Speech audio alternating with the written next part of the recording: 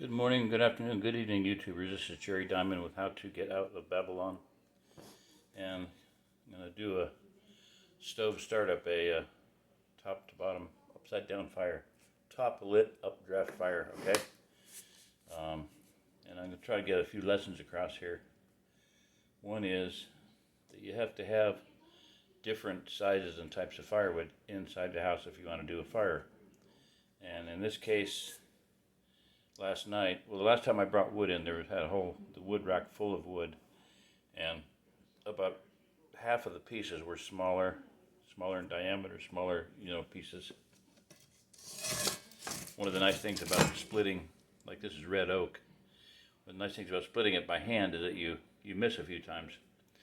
Sometimes you get really good at missing. It's like somebody's watching a shout out to another channel, Starry Hilder, homesteader up in, I think, Idaho, but somebody said, you remind me of lightning, the way you're splitting wood. You'd never strike the same place twice.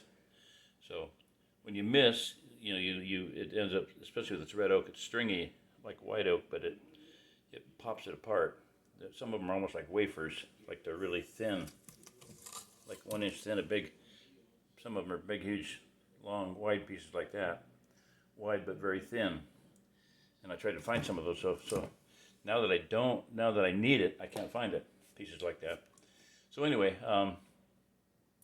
one of my lessons here is that from the time that Shirley was a little girl, every time you come in, you're supposed to bring firewood in. So her and Lola, her mother, always did that before her mother passed away. Lola always brought in a couple pieces of firewood. Everybody's supposed to bring in two pieces of firewood, 2 or 3. I have never seen anybody come over here to eat dinner bring in firewood. I mean, once in a while when they're told to. But so she does that.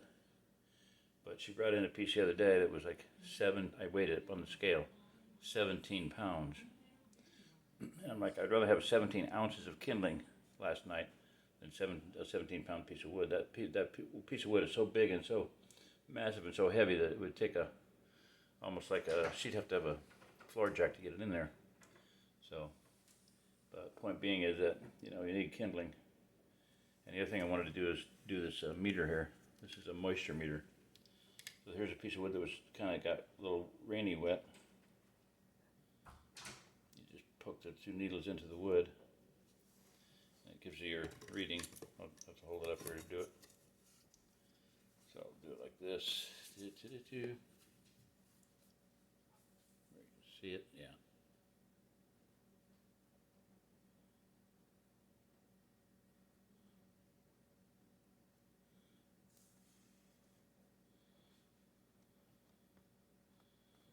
$22, $23. I don't know if you can see it quick enough before it.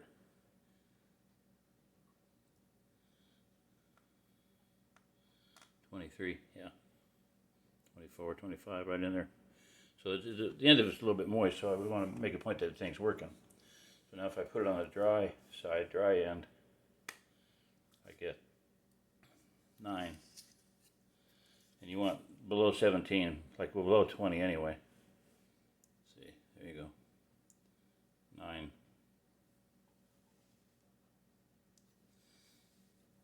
point whatever, but get the idea.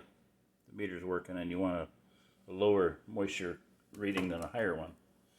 So, and if you don't do that, if you bring in wet wood, the problem is that you're going to have more creosote, more steam, more clogging of your stovepipe, and eventually that could cause you a fire, which could cost you your house.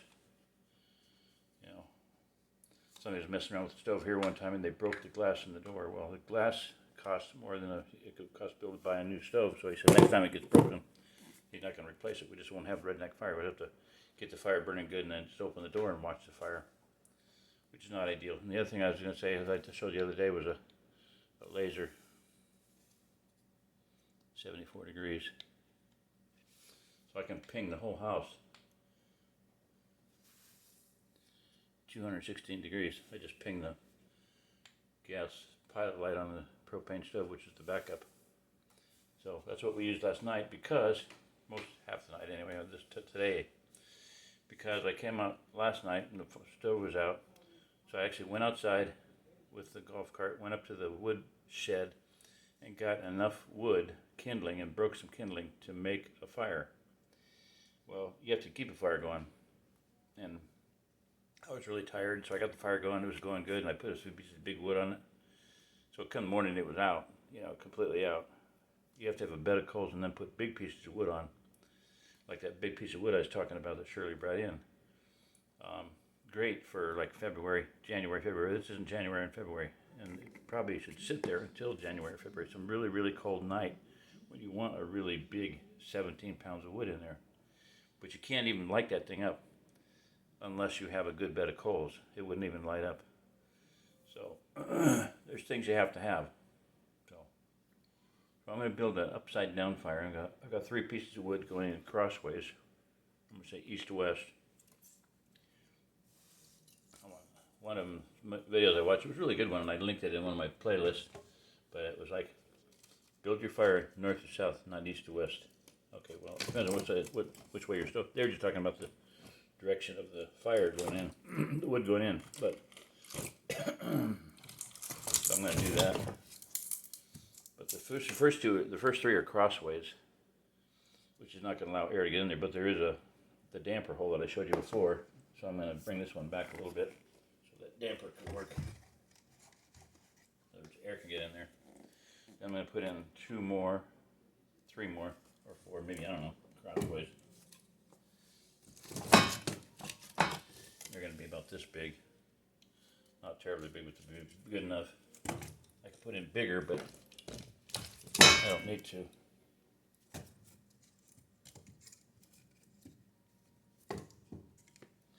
Remember, the whole point of this is fire and forget. You want to light one match and walk away from it. Here's my next one. Kind of ugly, but it'll work. And then here's one thing about red oak. See, oh boy, I could get that apart if I had a. That's the other thing is have a hatchet or something inside, which I don't. There is one here, but I'm not gonna get it because it's too hard to get up. The kindling thing. Kindling Cracker. Look at them. They're really good. I'll put this one in the middle. I'll put it there. Yeah, one more maybe. Yeah, here's a good one. Here's a nice flat one, skinny one. Put that one in the middle with it. So it's going to drop.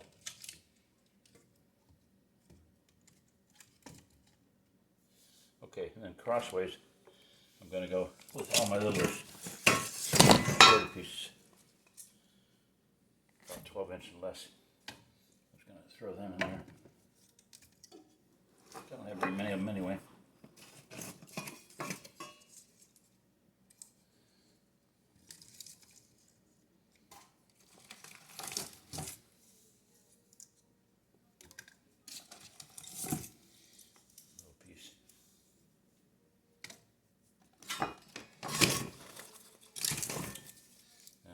Scrap pieces. Throw in on top of those. Perfectly in the middle. Now if I had a whole bunch of smaller stuff, I'd put them in there now, but I don't, so I'm not going to bother with it. This thing I can just throw in on the side. You want to put things that will catch, like right here, see that? It's all broken up. The more surface you have to catch coals dropping, the better off you are. So, like here's a little bit there. So I'm going to put this one in kind of mostly flat. Just remember, mostly flat is not all flat. Okay, now instead of smaller pieces of wood, I'm going to use chunks of cardboard. Still serve.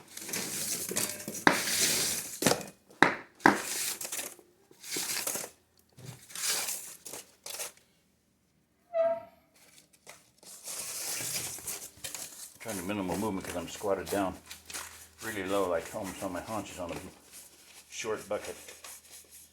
I had a stool here. Somebody needed it more than I did. It wasn't mine anyway, but got it from the guy that I gave $1,800 to for a trailer that is no good, leaking. So I thought, well, $1,800 camping stool. Said be worth something, but he saw it and decided that he needed it. I had no problem with that. Just the idea that it would be nice to have right now.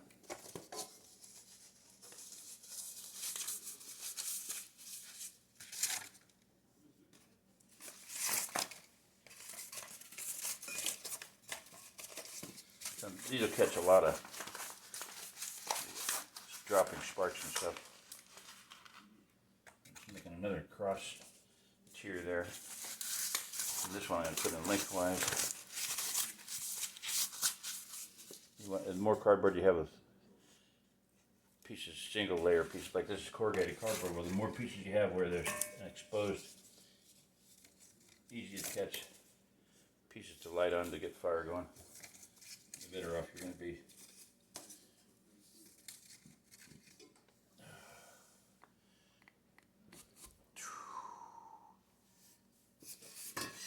I've been trying to do more and more deep knee bends, squats, and when I do my exercise routine T-tap, that involves some squats, but really deep knee squats, like where you go down to where your butt's down on your heels, you know, that's really good. Like I said, I've said it before, I'm trying to get into good shape, better shape than I have been in the past. Okay, so there we go. Now, remember, always make your flue open. Make sure that's open. Now I'm going to move this back. I'll probably pause it. I'll try to pause it. That's 11 minutes. I'll just do part 2. Okay, I'm going to cut this off and start another one. This is Jerry Diamond. If you're listening to this, you are the remnant.